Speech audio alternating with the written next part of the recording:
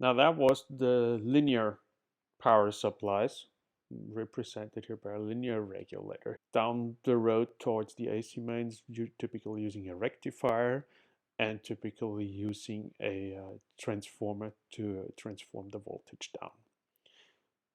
Most of this course here is going to deal with switch mode power supplies or with switch mode implementations for the basically same purposes, but mainly also for higher power purposes, because these things are ways more efficient, power efficient, energy efficient, compared to their linear representatives.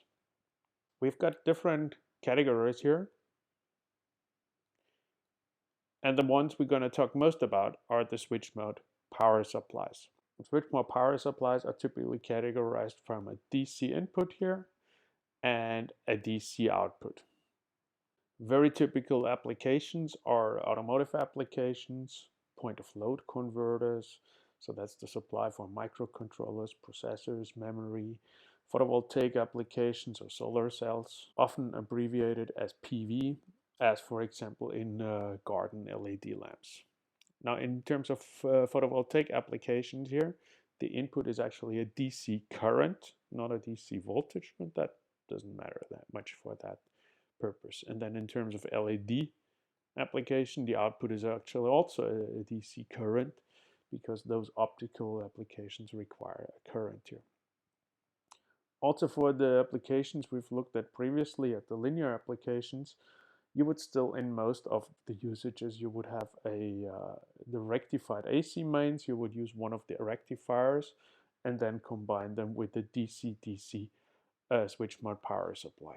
In that case, the DC is not a pure DC anymore, because we got the DC here, as we've seen.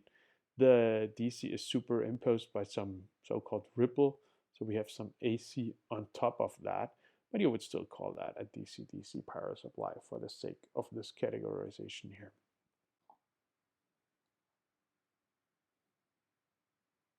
Then there is the category of having DC at the input, but having AC at the output here. AC at the output, that could, for example, be a motor drive, that could be an audio amplifier, or anything else that requires AC at its output here.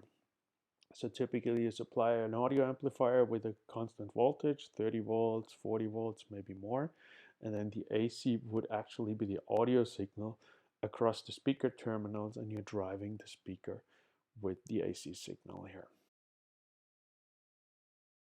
We've met the term rectifiers already. The rectifiers have AC at the input and DC at the output. Half-wave rectifier, full-wave rectifier, that can all be normal rectifiers here. In terms of power electronics, you're often adding another feature which is called power factor correction. Then you actually have a whole converter also applied to that, and not just a couple of diodes. And what the power factor correction is doing is correcting the power factor, as the words say. That means that the input current is supposed to have the same phase and the same shape as the grid voltage is providing here. A very rare application of AC-AC converters is existing. They are often called frequency converters here. Most of the applications providing AC at the output and being driven from an AC source typically connect off an AC rectifier, which then delivers the DC output, which then again feeds into an amplifier or an inverter. So you actually go around this chain here on that slide if you want, and you build two-stage solutions. So you have a so-called DC intermediate bus in between. But there's the rare occasion actually of doing this directly here.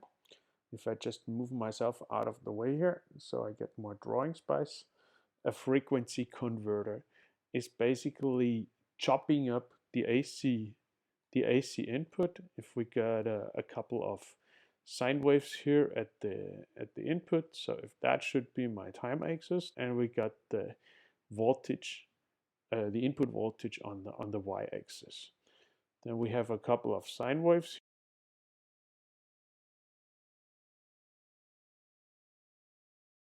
So now a frequency converter or an AC to AC converter would chop that signal up, and depending which state of the frequency you're in, or which point of the frequency at the output you're in, you would turn the converter on when the input voltage crosses 0, and then at some point you turn it off. Then you leave it off all the way to either the next half-wave cycle starts or the next full-wave cycle starts, depending on if you're using the negative waveforms or not. Now the next one, you could, for example, turn it on a little longer. So I leave it on for half of the half wave. So that's for like 90 degrees of the whole period. And at the next one here, you could turn it on, for example, nearly all the time. You always turn it on at the 0 crossing and leave it turned on nearly until the next 0 crossing, and so on. So we move on here and we turn the next one, we leave it on for the whole thing, and then we could, for example, reduce again. Now we have the maximum. So now if we look at the envelope of the blue signal, so the energy that's provided. Now if we add another coordinate system here to just look at the envelope of the blue signal, it's actually rising towards the peak, which it gets at the 4th cycle here, and then assuming now that we in the further cycles we will turn back again on the turn off phase here, so we would cut it back and back and back, as I'm trying to illustrate in that one cycle down here. Then we would actually fall again at some point, and this new blue signal here has a different frequency, which would be controlled by the phase angle of whenever we turned off in these first instances within the orange waveform, which is the input voltage here. This kind of technique is used in the cheaper version of drilling tools, power tools like drills. The cheaper versions of them, the more expensive versions, are also going this two-stage approach from AC input to DC output and from DC output to AC output. So rectifier and amplifier. And then you're using it typically for dimming of light applications. At least it was used for that when we didn't have any LED drivers or things like that yet, when the lighting was just coming from a piece of wire that was gluing.